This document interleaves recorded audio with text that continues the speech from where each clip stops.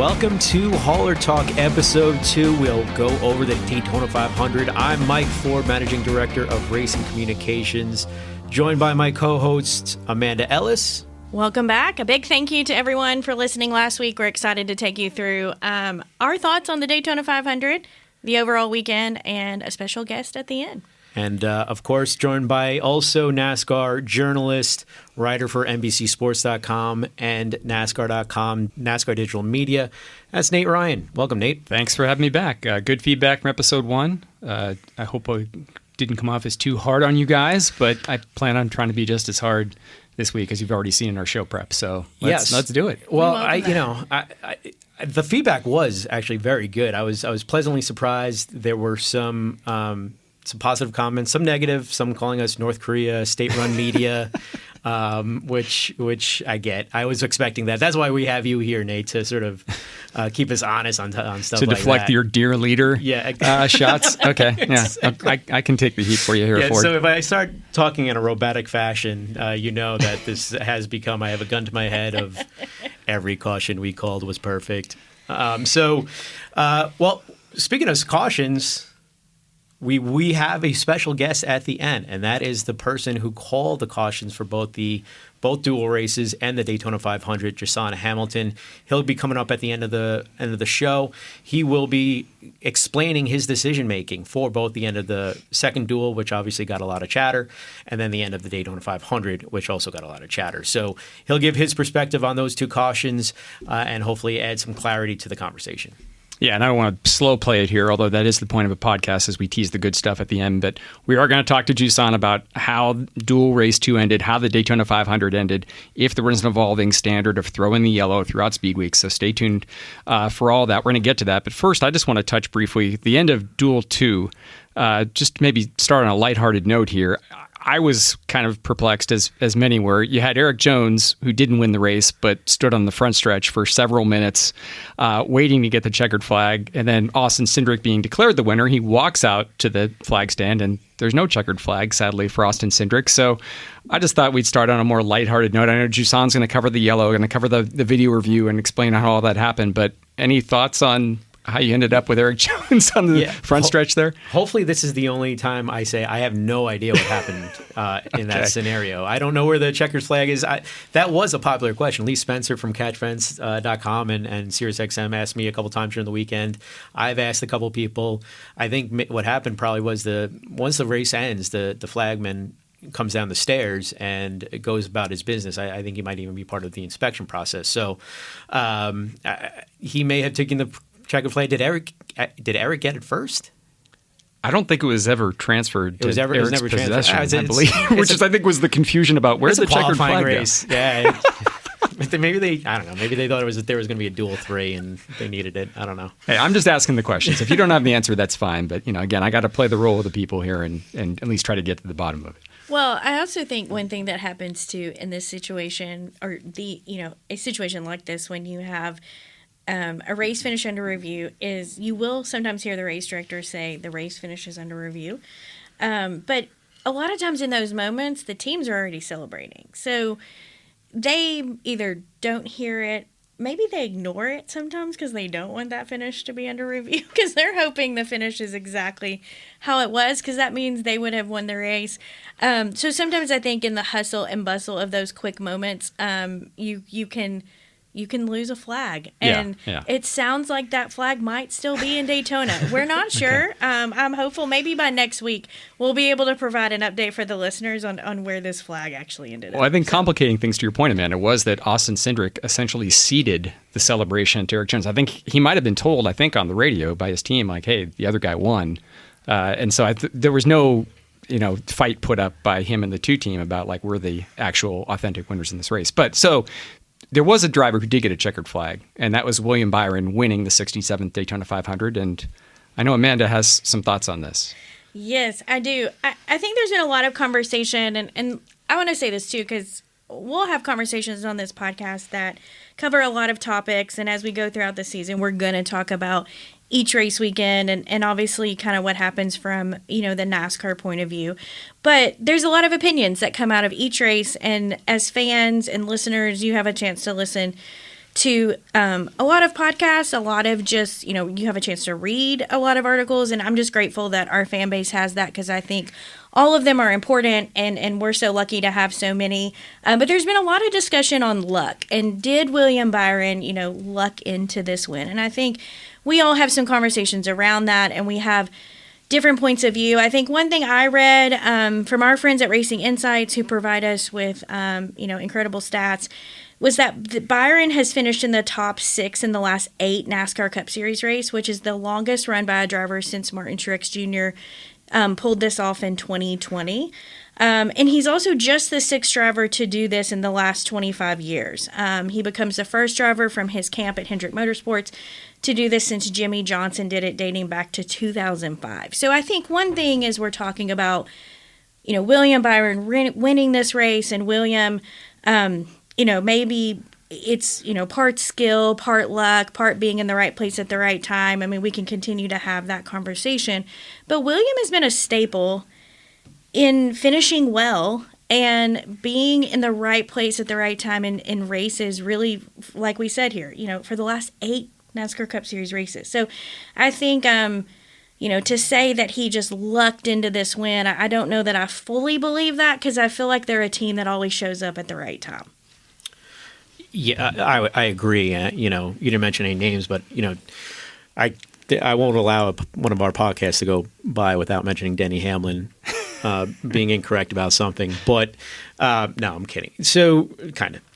Denny mentioned that's shocked. But Denny mentioned that the Daytona 500 has become a game of chance. That whoever wins this is lucky. And where I think he is, I hope he's pointing to, is that it's really whoever doesn't get caught up in a wreck has the best chance of winning, and which is, of course, true and has been. Nate brought it up earlier, since the advent of restrictor plates in 1988, I think was the first race, right? So that is part of it, and has been forever and ever, not forever and ever, but for decades now. But I think luck is what's the old adage? Luck is when skill meets preparation. Yeah, it meets opportunity, right? Preparation meets opportunity. That's it, right? Yep. So that William Byron was not lucky. He was prepared. He was talented, and he had a really good car, and he had the opportunity. He had the opportunity because he was running up front the entire race. So I love the loop data stats that we have that NASCAR has. It's probably not as popular and prevalent as things like laps led and average finish and wins and top 5s and top 10s. But there are a couple loop data stats that I looked up just to see was William Byron lucky, and 3 in particular. Average running position, which has grown in popularity. They mentioned during the Fox broadcast often. He had the 4th best average running position in the race. Driver rating used to be my favorite stat. No one ever talks about it. But what driver rating is a way to really define a driver's race without just looking at the finish. So Denny Hamlin is a good example. He finished 24th. His driver rating was much higher than that. William Byron's driver rating was ranked 3rd. And then laps in the top 15. So that takes drivers who run up front for most of the race. William Byron had the 2nd most laps in the top 15. So he was not lucky in that race. He did not win that race because he chose the outside line and just happened to not get in that wreck. I think he was running up front. He put himself in the position. Did he get lucky that he wasn't caught up? Sure. He did not get lucky by winning that race. Wasn't luck. At least not 100%. If you have a pie chart, maybe there was 10%. But I really feel that William Byron won that race because of preparation, skill, and yes, a little bit of luck. All right, at the risk of being accused of Pravda and state-run media, I'll weigh in with my opinion, which is that I agree that William Byron was a deserving winner of this race. I watched the last lap several times, and yes, he went around the wreck and missed the wreck, but he was running 9th coming into the final lap, and I think 6th at the time that the melee began. And it took brains and skill for William Byron to elect to go to the outside. He had Chase Briscoe, I believe, running to his left or just ahead of him to his left. If Briscoe goes outside, he might win the Daytona 500. He might be the guy we're talking about now. He went inside and got into the mess that kind of was touched off by Cole Custer. But my point being that, yes, William Byron essentially just drove around calamity to win the Daytona 500. But I think it does take a mix of brains and skill to be able to do that. All that being said, I do want to get off on a good note here with Forde and say I do agree with Denny Hamlin. I did listen. Second week in a row. This is ridiculous. I did listen to Actions Detrimental. I talked about Nate being the first round draft pick. What a bust! Yeah, I'm trying to not be invited back for episode 3. I did listen to Actions Detrimental, and I had the same impression that Denny did about the state of superspeedway racing right now. I felt this way about the Daytona 500. I love the Daytona 500. I love watching it. I love reviewing the strategy, the moves that are made to win these races. But since 2019, it has felt like it has a little bit of a Mad Libs kind of quality where you can fill in the lap number of when the big wreck happens and the boneheaded move that some star driver makes to take out a bunch of other worthy drivers. I do wish that NASCAR wasn't in a period here of about 6 consecutive years. There was maybe 1 or 2 in there that wasn't like this, but where it does feel as if it comes down to a big wreck at the end, and then you have the winner. I think that Denny's point is well taken, that he's looking for a little more purity in terms of a driver winning the race on the merits of moves they made with a very, very fast car. But to your point, Forde, since 1980, 36 years now, there has been an arbitrary quality to superspeedway racing because of plates, because of the packs. And so that has created some fluky winners. But William Byron is not a fluke winner to me. Just like the last 2 champions. I think this last week on when we had Steve O'Donnell on. I think Joey Logano was a worthy champion. And I disagree with Hamlin's contention that somehow the Daytona 500 is a microcosm of the championship right now, and you can tie all that together. I take issue with that as well. But we're way down the rabbit hole here, and I apologize. Well, to continue on that rabbit hole, let's go ahead and move to maybe the other topic that was, really kind of a hot button topic there toward the end of the Daytona 500, which was Kyle Busch's comments about the new DVP policy. And it is a new policy that really went into effect this weekend. And, Forde, do you want to bring us up to speed a little bit on just a friendly reminder to the listeners what that policy is? But ultimately, though, we always appreciate Kyle's passion and candor in this situation. Simply put, Kyle was wrong in what he said, and most likely just didn't really understand what that policy really was. Yeah. So the policy is if you get into a wreck, you have 2 options. You can drive it back to pit road or to the garage yourself, or if you need to hook, we'll give you a hook, but that car is going into the garage. If you get into the garage, there's going to be a DVP area in the garage, pre-designated each race, and the crews are going to be allowed to work on there and take as long as they want. There is no clock in the garage.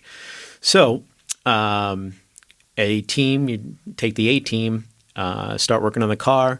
When they're done, you have 1 opportunity to leave the garage and reach minimum speed in 3 consecutive green flag laps. What the 8 car did was leave the garage and then come back. And if you come back to the garage, you're out of the race. So the 1 opportunity, which is in the rule book, that means the 1 opportunity to, or 1 attempt, I think is the word that's used in the rule book, 1 attempt to leave the garage, and that's it. And so he came back, and he was declared out. So, I think it's a new rule, and it's probably going to take some getting used to, but this was a rule that was reiterated a few times during Speed Weeks. For instance, Brad Moran, managing director of the NASCAR Cup Series, had an all-crew chief and competition director meeting on Thursday prior to the duels to go over the DVP policy, answer any questions, and there were plenty. And there was a lot of time spent on this particular piece of the rule of, hey, so wait, go over this again. You can leave the garage once. How many times can you leave pit road? Pit road, you can leave as many times as you want as long as you don't go over the 7 minutes. Garage, only once. It was asked to be reiterated, and it was. So that message didn't get to Kyle. Well, it was also, it was also provided to the crew chiefs before this meeting on Thursday as well. Yeah. So there had been multiple touch points where not only was the rule explained, but the opportunity to ask questions was also available. Yeah. Yeah, the hauler is always open, and there were drivers who came in and asked that question. So, Kyle came out of the media center and ripped NASCAR without knowing the rule. Didn't feel like he got enough, then ripped us on X. Crew chief did come to our managing director of the NASCAR Cup Series, Brad Moran, and say, "My bad, we did get that wrong." So that's Randall Burnett, you're saying? Yeah, Randall Burnett and Okay. Brad had that conversation. So that did happen. So, but in Kyle Busch's defense, he was frustrated. Had a race-winning car, so we'll give him a little bit of a pass there. But that is the background for that rule. Felt like it was lining up for maybe a Daytona 500 win, this 20th opportunity, which of course has a lot of symmetry with the team that he drives for. I know just enough to be dangerous about all things DVP and in this situation, but was there something about his jack as well? Or something. So the lift system. So there's Olin's, who's one of the suppliers to the Gen 6 car, created a lift system that helps elevate the car in case of flat tires. Something that is optional. Kyle also said that was mandatory. It's an optional part. And regardless, contrary to what Kyle said, he did not have 3 attempts to make minimum speed, which I think was like his primary contention. Yeah, so the rule is 3 laps. You have 3 consecutive green flag laps to reach minimum speed. You don't have 3 attempts to get in and out of the garage. Yeah, and it is worth always noting that as someone who works the care center and someone who's there often, drivers will always, I think, in a lot of ways come out with a lot of feelings and thoughts, and that's normal. We're used to that. I think that's part of the passion of our sport. But, a lot of times when they come out of the care center, they're really hot, and that comes through on those interviews. And then oftentimes, sometimes when they reconnect with their crew chief or there's conversations that happen later in the week, that's when things sometimes get more understood, and hopefully their team will have a better understanding heading into Atlanta this weekend. Yeah, and I'd say about the DVP policy too. I think this is it will be an evolution. I think the rules that are in place now, we're going to let breathe for a few races. We'll be getting feedback from teams throughout. We already have some feedback, and have actually implemented one, a minor one, but. We allowed for the 500 after learning through the duels. Car exits the garage. They can go to their pit stall to get some gas and take some fuel. So that was one minor tweak that we did, and I could see that continuing on as we go through the process here. I think next topic that I would like to talk about a little bit is some of the weather decisions.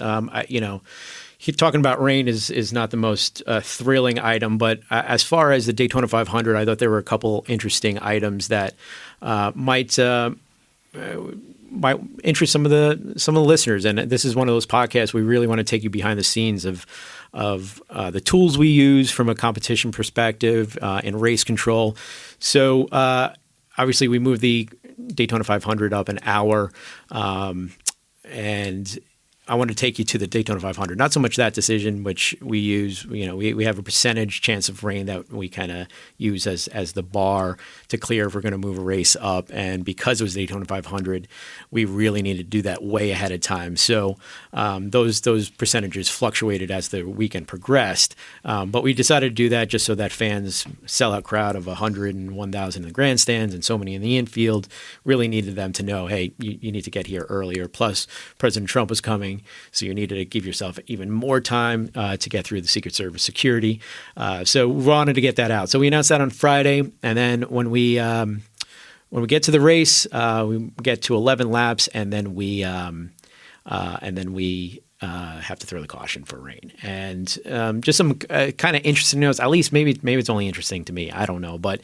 What we did, we knew rain was coming, so we positioned some NASCAR officials. They're more NASCAR R&D employees. One is one of our aero engineers, for instance, was in turn 2. We had a person in turn 1, 2, 3, and 4. And if you were listening to the officials channel, you heard Jusan Hamilton, not pretty much every single lap say, "Turn 1, are we good? Turn 2, we good? Turn 3, we good? Turn 4, and eventually turn 1, Chris Papilia, one of our aero engineers, radioed in.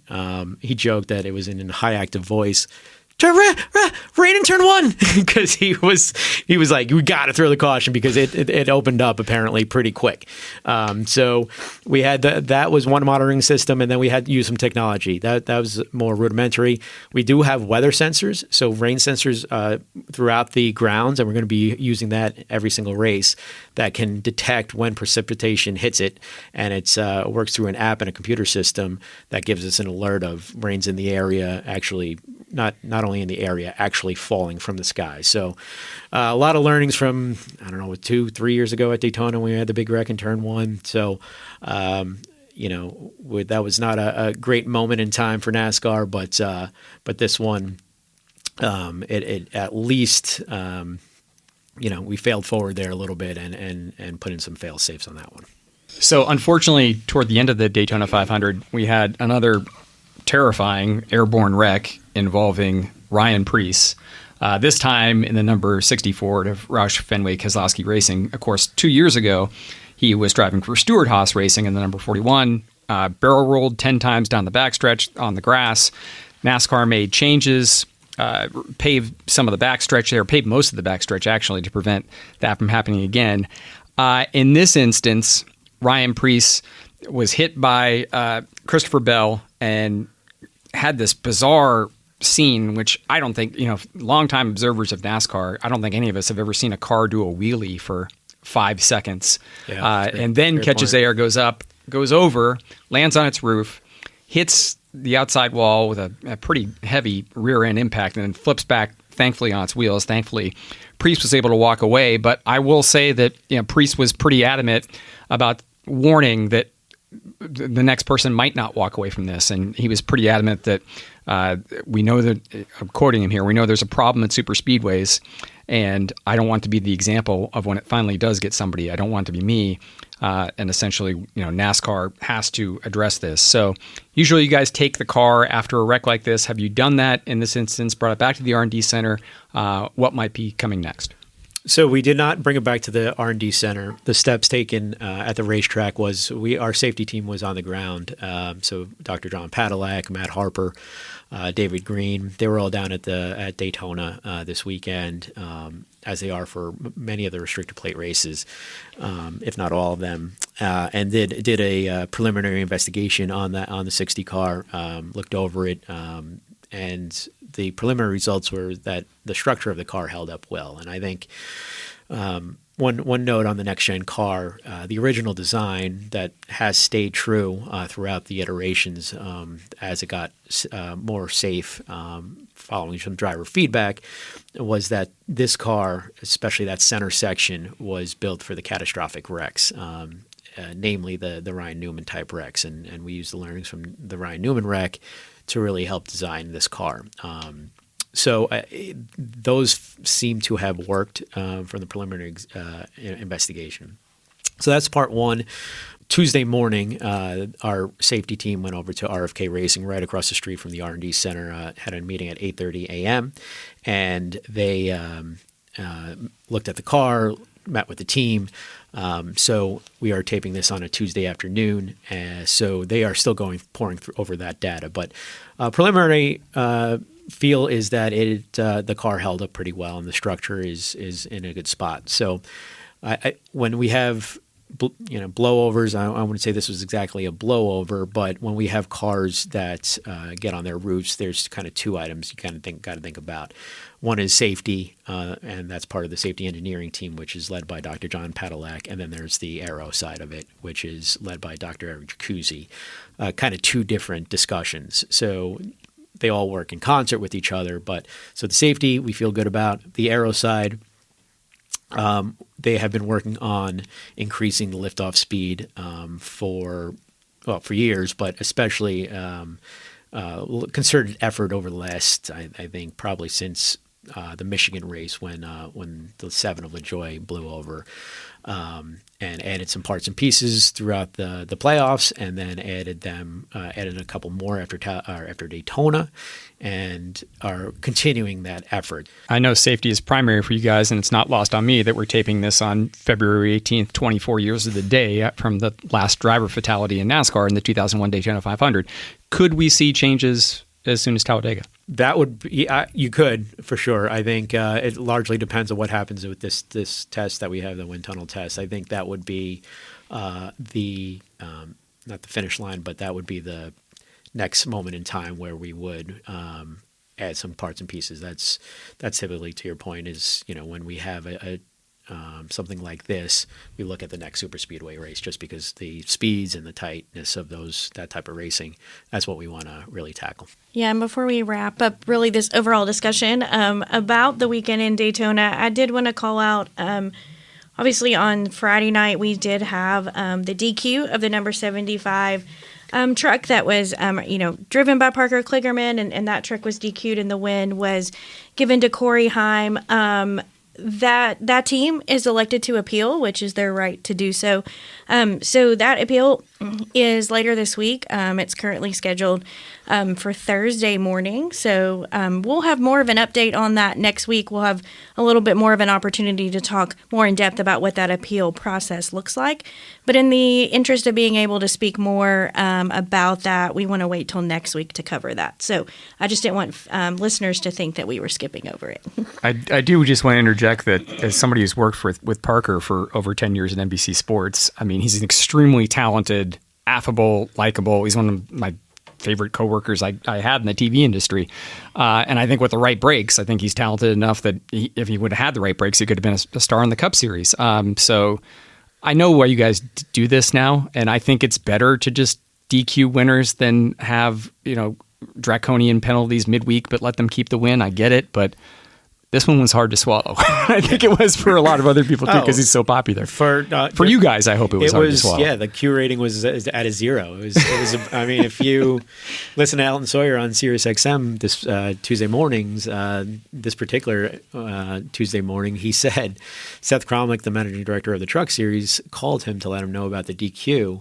And Alton's quote was, "That was not a call I wanted to hear. That's not news I wanted to hear. It was a bummer. He was so excited. That team has been in the sport forever. It was absolutely a bummer. But to Alton's point, he mentioned this as well, is, our job is to make an equitable garage and level playing field and uphold the rules that are in a rule book. And unfortunately, it was too low in the rear, and it's pretty black and white." Well, like Amanda said, maybe we can talk a little bit more about it next week. And just to be clear, I'm rooting against you guys. I hope Parker wins the appeal. Sorry. Well, we'll have ability of two sides next week. Everyone can share their side, for sure. So I think that's really the top line items for Daytona. I know there was a lot to cover, but more to come. We're going to be joined by our guest for episode 2, and that is Jusan Hamilton. Reminder, NASCAR race director. He is the man in the seat, calling the cautions, setting the lineups, things like that. So obviously he had a pretty big role during Speed Weeks, specifically the 2 hot button items as far as sort of the controversy or most discussions around the yellow that ended the second duel race, and then the no yellow that ended the Daytona 500, the green flag that ended the Daytona, or the checkered flag that ended the Daytona 500. So Jusan gets into both of those topics and a little bit more, some really good information there. So hope you enjoy our interview with Jusan Hamilton. Okay, we are now joined by this week's guest, very important guy, very good guy, the managing director of competition operations, and that's Jusan Hamilton. And AKA, really what that title is, at least during Speed Weeks, the primary responsibility for Jusan is the race director. He was the race director for the 2 duel races, and he was the race director for the Daytona 500. So obviously you had a big role in a lot of the calls this weekend. First of all, I want to really let you define what a race director is. Tell us what goes into that role. It's not just calling cautions, right? It's so many other items that you have to really keep in mind and keep straight in your brain to make sure that the race goes off smoothly. Thanks, Forde. Yeah, I'd be happy to. as race directors, most of what people are focused on are the calls we make during the race. I will say our preparation starts months, sometimes years in advance for new venues. For an event like the Daytona 500, our planning started late last year with meetings, discussions about new things we need to implement, changes we need to make, updates to the facility, and that communication with the venue was ongoing right up until race week. Most folks know who follow racing closely that Daytona International Speedway hosts many other events outside of the Daytona 500. A few weeks prior to us getting there, as an example, it was set up for the Rolex 24 as a fully functional world-class road course. The facility has to be adapted back to the NASCAR standards, and we work with the venue to do that right up until race week when we do our track inspection. In this case, that was Tuesday prior to the Daytona 500.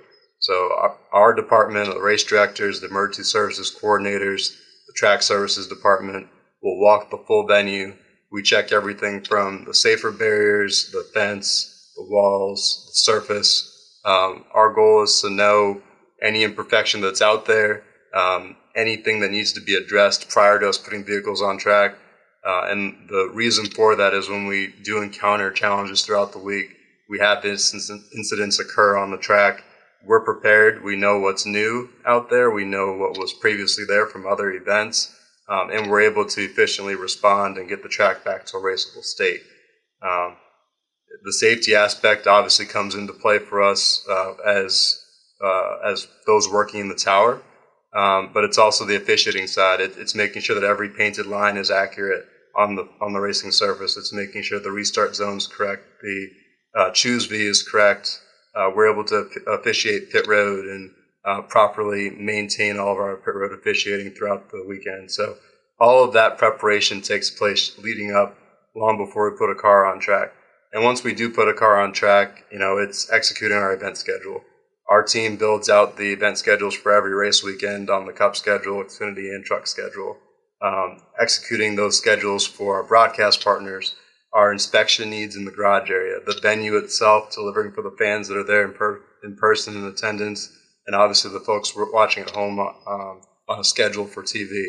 It's hitting all those times, making sure that we still deliver on the needs for the competitors in an efficient way, and just making sure that the weekend flows in a proper manner. Those are all responsibilities that fall to the race director, and it leads up to the ultimate show, which is putting on the races themselves, making the calls that both officiate from a penalty standpoint. Obviously, the caution periods are managed by the race director, and the cleanup of the racetrack, the cleanup of the venue when an incident does occur is managed by the race director by dispatching everything from the cleanup vehicles, the jets, the Elgin sweepers, on down the line. So there's a lot that goes into it, a lot of different moving parts, but that's why the preparation that we put in is important. Jusan, before we get too deep into, talking about speed weeks and just Daytona and the races this weekend, do you mind to give our listeners just a quick overview of just your background and your career? And you've even worked at NASCAR for several years before you moved into the race director role. Just give them an overview of kind of who Jusan is and how you got here. I had a passion for driving, for being around it, for working with other people on their race teams. I had a great friend whose family had been in the sport, racing dirt modifieds for a long time that I worked with and would go to the track with. I raced myself, everything from go-karts up to racing full-size modifieds as a teenager growing up. And while my passion for the sport at the time seemed like it had led to a dead end, chose to go down the path of going to college and specializing or majoring in degrees that I felt would allow me to potentially still be a part of the sport. I was lucky enough that it did.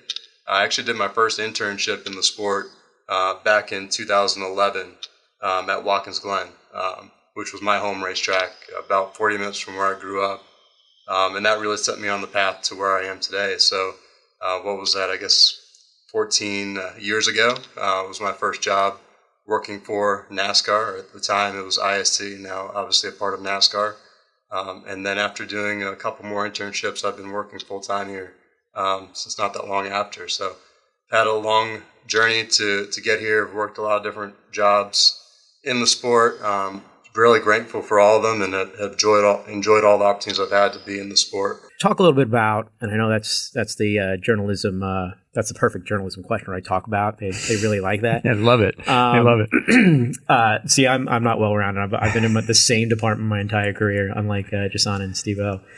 So when you see a wreck or a spin and that occurs, what is the mental checklist that goes through your brain? And obviously it has to go through quickly to determine whether or not you throw that caution, whether or not you say put it out. First and foremost, I would say that from the tower perspective, no two wrecks are the same. And we have a lot of resources, and I would say even in my time in the last 7-8 years almost of being in race control and calling races, we've had a really positive evolution of technology. The first thing that obviously the race directors are going to be concerned with is safety. And when I say safety, it's not always just about the drivers, but it's about getting the crews to respond to where the incident occurred. So giving you an example, a wreck on the front stretch at Daytona, there's really two primary cutout locations where safety crews can respond. The primary location is going to be coming from turn 1, counter back direction towards where the cars would be coming through. So that's a little bit different than responding to an incident, let's say, middle of the backstretch where there's a lot of equipment positioned in turn 2 that can flow race direction to respond to it. So there's the safety of the crews responding, the safety of the drivers, and obviously the safety of those in the venue that's going to come to play.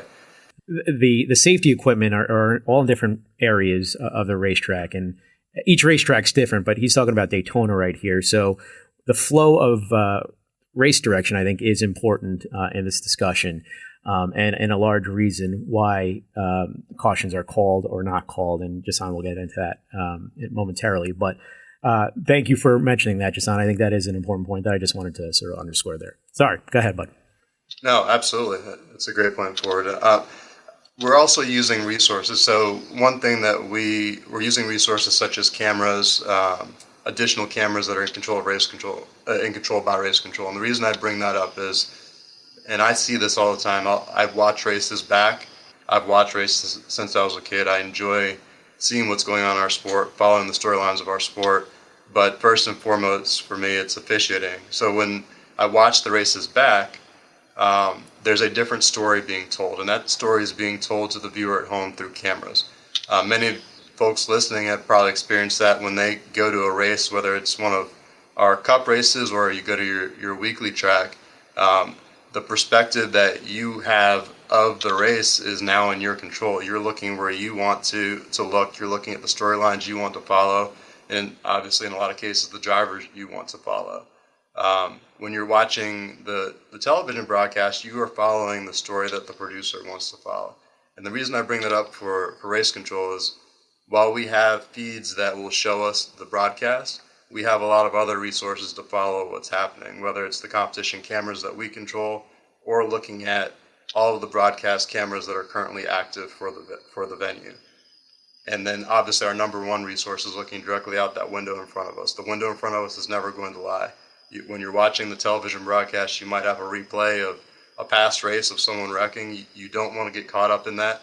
That will trick you into thinking something is happening that it's not. That's one of the reasons we don't watch the broadcast feed live during the race for those purposes. So we're using those resources to determine, number one, the response effort needed, and also the initial determination of is a caution warranted. And Jusan, do you mind? Could you take us through the duel number 2 and kind of take us through your view at that time when the caution came out? Obviously, you're the guy in the seat, and even though a lot of people may feel like they have opinions on what that could look like, take us a little bit through kind of what that looked like to you on Thursday evening. Absolutely. And I'll also say the gravity of getting these calls correct for us as a race director group. We're a team of 4 race directors right now that call races across the 3 national series. The weight of getting these calls correct is definitely not lost on us. Even today alone, we go through our normal competition briefing or review that has all of the competition leadership on it, which Elton Sawyer, General, mentioned on Tuesday mornings when he's on the morning drive. Then we have a separate team call, and that's specific to just race directors, where we debrief. We go through all the video from the past week, and we'll break down calls that could have been done better, could have been done differently, calls we possibly need to think about things differently in the future. And our goal is to obviously do better as we move forward. So when you think about the duel on Thursday night, we're thinking about our past reviews. We've obviously seen a lot of big hits in that area coming to the checkered flag. It is a qualifying race. Generally, when you have several vehicles making a heavy impact just before you get to the start-finish line there in the tri-oval, we've seen bad things happen in the past. So with several of those heavy wall hits that did take place right around the entrance to pit road, the determination in the moment was to put the caution out, allow us to be able to respond quickly and get the vehicles that were spread out, still coming off of turn 4, the opportunity to roll out of it and not pile in and make a situation worse there. So hindsight, I'd say, is always 20/20. That's one when you look back, I would say we could do it differently. I would say that we could let them get to the start-finish line. But that's looking back now on a Tuesday, going through all of our reviews and having the luxury of time to review the full situation and also knowing the outcome of getting the vehicles back to the start-finish line. It felt, from my perspective, from what I saw from fans and other media, that there was an evolving standard maybe of how the yellow was thrown. As you mentioned, Thursday, Duel 2, it's just before the checkered flag. The truck race Friday, it seemed like you guys waited a little bit longer till the second wreck. And then Sunday, the Daytona 500, that night, of course, they were allowed to race back to the checkered flag. And the reason given was that to the media was that emergency vehicles were able to be dispatched without being interfered by the racing. Is that now, do you feel like the standard? I mean, through the course of last weekend, did NASCAR sort of get to a point where now we'll race back to the checkered flag and hold the yellow if we feel like the emergency vehicles can get to the cars that are in distress without interfering with the racing? Well, I'd say not all of those situations are 100% equal. Perhaps from the camera view that you're seeing on TV, they seem similar, but when you're looking at the whole picture, one thing you have to take into effect. So on Sunday, for example, that's right after an overtime restart. It's not often that right after a restart you have a lot of vehicles laying back or stragglers getting caught up. So when you have that wreck take place, the field is entirely condensed. So when they get into turn 3, they have the wreck. As soon as the wreck happens, because all vehicles have passed by that turn 2 cutout that I mentioned, we're able to respond. So we're already sending the fire trucks, the ambulances, the chase vehicle, the AMR chase vehicles to respond to that incident before the leaders even made it to the checkered, even though there's no caution. So we're already responding to it because all the vehicles are passed. In the truck race, for instance, and we see this often in truck, there's going to be guys, and those guys have a different I'd say financial situation than a cup team does. I think that's obvious. So you're going to have guys that are going to lay back from that bigger pack. They don't want to be a part of that big wreck in hopes that gets them a better finish. So when you have a situation where you have those vehicles spread out around the track, which in front of us as race directors, not only do we have the cameras, but we have a program that shows us where every vehicle is positioned on the track at that time. When you have those vehicles spread out, you can't have that same response immediately because you can't send those safety vehicles out with traffic coming by at race speed. So all of those different factors are going to weigh on when we throw the caution. I would say that moving forward and always, our goal is to get to a green flag finish. We do not want to be the ones that are determining the race by how fast we push the caution button or by the decisions that we make in race control in general. We want that to be decided by the competitors on the ground. So any opportunity that we have to do that, we're going to take that advantage of that. But, and I know this is not generally something that a fan at home is thinking about. Certainly not something that I'm thinking about at home when I'm watching other forms of motorsports or other sports even. But the function of the caution is about safety, and that is something that the race directors and the emergency services coordinators have to be aligned on. So if we see something that rises to the level that we have to immediately respond, for instance, a vehicle leaving the ground or vehicles barreling down on other vehicles that are already in a wreck at a high rate of speed, we have to react to that, and that is when you see the caution come out. And that story may not always be told by what you're watching in the broadcast, but from the resources that we have in the tower, the resources that we have just looking out the window and past experience, studying these races and trying to improve as an entire group, it's going to lead us to make the decision that we feel we need to in the moment. And we have to give our race directors the ability to do that. I tell that to our entire team, and I support the decision that they make in that moment, because in that moment, all you can rely on is the experience from what you have. You don't have the luxury of the replay to tell you how it played out. Appreciate that answer and the insight. And I'm not trying to hijack this with tough questions, but because we are on the finish of Duel 2, no, that's okay. I got to ask you just one more thing, Jusan. Again, like whatever insight you can provide here, understanding that there was a lot going on in the tower, and I'm sure that not everything was totally like in your focus here, but you had this interesting situation at the end of that race where it took a while to determine who had won the race, Eric Jones or Austin Cindric. Jones parks on the front stretch and waits, and then Cindric is declared the winner, so he goes out. There's no flag for him. Can you provide like any insight, and will there be any sort of new protocol? Like was Eric Jones directed to park on the front stretch and wait, or do you have a protocol for that? Like what happens when you have a disputed finish like that, and are there any takeaways from what happened at the end of that race for the future? There is a protocol for that, and honestly, it's similar for a caution that comes out on the white flag lap, and it's similar for a photo finish. So when we have a very close finish at the start-finish line, or we have a finish that has to be reviewed based on the timestamp of when the caution occurred, we always will announce that the race finish is under review.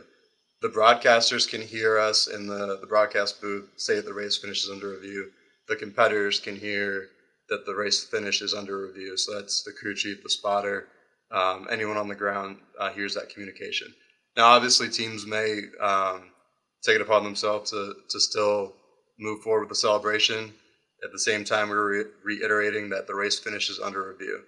When that's being said, what's happening is in race control, the series director, our chief scorer, they're reviewing video footage. So we have, when the caution is triggered, there's a timestamp. And in that moment in time, the video that we have in our replay system is synced with that timestamp. So they will pull multiple camera angles to look at that moment in time when the caution was triggered and verify that the winner is correct. Once they verify it, then the winner is announced. In this case, it was announced and determined that the 2 was the winner at the time of the caution. And that video timestamp, that image, we generally will share it with broadcast as well, the moment in time that the caution was pushed and where the vehicles were at that time. And that's not just the race winner. At the end of the race, that's done for all finishing positions then and reviewed throughout the field. So that's when the caution is triggered. At the start-finish line, if there's a close finish, it's a similar process. Race finish is under review.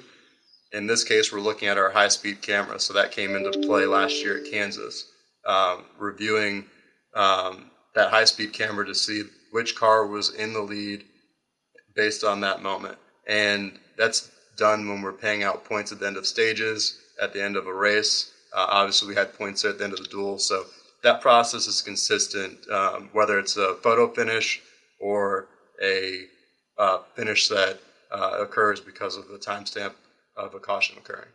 Jusan, before we wrap up here, I wanted to bring something up that I think sometimes fans have questions on, or at times even, our fellow media members may, bring up as well, is just the difference in how in the seat of the race director, you are, how you have to call different racetracks.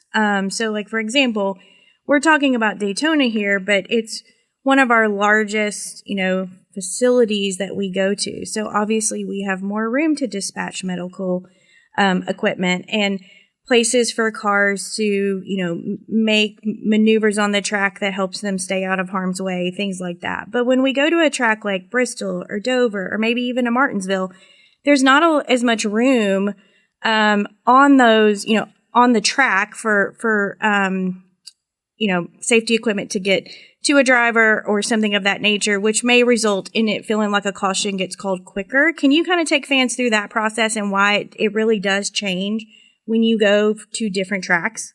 You give the most extreme examples, I'd say, of going from Daytona to Martinsville, Bristol. Obviously, things happen way faster there, and when I say things happen faster, the field is going to complete a lap in less than 15 seconds to be back to where an incident happened. So that's naturally you have to respond to things quicker, or the leaders or other folks that weren't involved in the initial incident will get swept up in it. So that's the most extreme case. I'll even go to this weekend. So we're heading into another Superspeedway race, or the style of racing is more pack racing this weekend, going into Atlanta. Atlanta's just over 1.5 miles in length. Daytona's obviously 2.5 miles in length. The speed at which things will occur and you have to react at Atlanta is very different from a tower perspective than it is at Daytona. Even the locations that you now have available to you to respond with vehicles is different.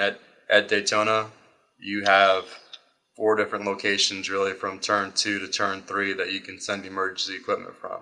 At Atlanta, there's only 2. And because of how short the backstretch is at Atlanta compared to Daytona and how narrow it is, you really can't take advantage of sending equipment early in the same way. At Daytona, you have the entire road course chicane back there, and then the inside wall is even further back from that. So that gives you a lot of room to move equipment that's further away from the actual racing surface. At Atlanta, the apron of the track and the backstretch skid pad is a lot closer to the racing surface. Already there, just as a few examples, that's a difference in how you have to operate. And I mentioned that a lot of what we're doing as race directors, and again working with our emergency services coordinators in race control as well, a lot of what we're doing, our initial response has to be because of safety. It has to be because of the reaction or ripple effect if you don't react appropriately to an incident, and then the leaders reapproaching that area. It could, and when I say leaders reapproaching that area, it might not just be to a vehicle that's there, but debris in that area. You don't want to react late and then have to run the leaders back through a debris field, for example. Imagine you react late. By the time you throw the caution, the leaders now have to drive back through a debris field. On Sunday, we picked up several pieces of carbon fiber that were found that had fallen off of vehicles after incidents. And as soon as we find those on our competition cameras, we have to react to those, because if you run the leaders through it and they have a piece of that go through their radiator or they cut a tire down, well, now we've affected their race in a negative way. So the timing on when you react to things at different tracks has to take that into account. When you have a debris field that goes from top to bottom on the track at Daytona, you want to give yourself a chance to be able to put the caution out and, in a lot of cases, stop the field under a red flag before the field even has to go back to that area where the incident occurs. So the timing is really what changes for us. The desire and the work to be consistent still is there, but the timing just has to adjust to the speed of the facility, the length of the facility, and even the course design. So you think about a place like COTA in a few weeks that has wide runoff areas, a lot of space to work, a longer track. Your reaction there can be probably even slower than Daytona, just because the lap time, at least in the past with the Grand Prix course, is over 2 minutes long. The leaders aren't going to see that area again for over 2 minutes. So the timing, the reaction, the response, the ability to send equipment to respond to the drivers and make sure everyone's safe, all is timed up with the venue. Super interesting stuff, Jusan. I think that's all the questions we have. Hopefully you enjoyed your time, and we'll be back next time we have some questions for you. But I think it was really enlightening, and just a few personal words about Jusan. He is the most prepared colleague that I have, I think, bar none. So just know, fans, that when you hear Jusan on the mic in race control, if you're listening to the officials channel on the NASCAR app or what have you on the RE, if you're in the stands, know that he is buttoned up to the T and is really on his game each and every week, whether you sometimes agree or disagree with his calls. So, Jusan, thank you for the transparency. Thank you for all that information. I think it was really helpful to us, everyone here in the room. I think learned something today, but also to the fans listening at home as well. So, have a great week. If you're in Atlanta, are you in Atlanta? I'm in Atlanta. Looking forward to getting there. Excellent. All right. Well, stay warm in Atlanta. Good luck this weekend, and appreciate the time, bud. Thanks, Forde. Hopefully you guys have me back again in the future. And I'd say there's a lot of great podcasts, a lot of folks doing a lot of great media out there. Appreciate you guys doing this, and certainly understand as someone who's a fan of sports that not every call we make is going to be agreed with, but we're doing everything we can to do our best and make sure we're putting our best foot forward for the sport, for the fans, and the competitors. So, again, appreciate you guys having me on here, and you guys, best of luck. We'll see you this weekend. Well, thank you to Jusan Hamilton. Appreciate him joining us as our guest here at Hauler Talk. And that is episode 2. We hope you enjoyed it. I hope you learned a little thing or two about speed weeks. And now we head to Atlanta Motor Speedway for a back-to-back second straight race at a Superspeedway. And it's obviously a pretty incredible one. I would love your guys' opinion before we close, but I remember when they announced that there was going to be a repave, everyone was like, what is going on? I think including me. It was pretty cool racing at the end there, maybe not so much, but man, I think they nailed it. That the racing there, especially last year, 3-wide finish. New Atlanta, I think, gets it done. I'll be there. So I'll be happy to bring back the official report next week following the Atlanta weekend. It's going to be a cold one. Mm-hmm. So from my understanding, we need to pack all the things, the beanies, the jackets, the gloves, and maybe even the socks. I don't know. It sounds like we're going to need everything while we're there. One fun fact nugget, this is what this podcast is all about, is really the weedy nuggets that no one really cares about, but I'm going to say anyway. When the trucks, we just learned this today, when the trucks are done with inspection, instead of putting them into the garage, covering up, we are going to put them back in the hauler because it's going to be too cold. So we're worried about that, trying to keep them a little snug as a bug in a rug there in the hauler. So that'll kind of unique. So good luck down there in Atlanta. Nate, what do you got planned for this weekend? I'll be watching from afar. Same. And enjoying it. To your point, Forde, I have to do shameless self-promotion and plugging here, but I do a newsletter now for that NASCAR Digital Media distributes, and the topic this week was going to be about how much drivers' opinions seem to have changed about Atlanta, because I distinctly remember Kyle Busch in particular basically saying that, track owners' brains had got disconnected when they made this decision, these types of decisions to reconfigure. And I was watching the NASCAR documentary So Damn Close, which is about the finish, the 3-wide finish of Daniel Suarez, Ryan Blaney, Kyle Busch, won by Suarez in last year's race. And Kyle and all the drivers, but Kyle in particular, was basically saying, I see why they did it now, which I think is interesting. I'm still not a huge Superspeedway guy, but it does seem to work fairly well at Atlanta. I like the old Atlanta. I like the old pavement. I like when tires wear, but I'll give Marcus Smith some credit. It's working so far. Huh. Yeah, when we do that documentary on the DVP, look forward to see if he has regrets about this. I will say I was at last year's race as well, or the one with the 3-wide finish, and it was one of those moments where you kind of watched it all kind of go down there at the end, and I thought the same thing. I was like, when you hear drivers talking after that race, how much their opinions have shifted and changed. So hopefully we'll have another great weekend. Fans and listeners, friendly reminder, please submit questions via X. We want to answer as many questions as we can, and we actually want to start having that as part of kind of our closing segment, is having the opportunity to answer a question or two each week. So please send those to us via X. We will make sure that all of our handles are in the show notes, and we hope you guys will send us some good ones our way. And that's our show. Thank you, everybody. Come back next week. See ya. Don't forget, subscribe, rate, and review the show.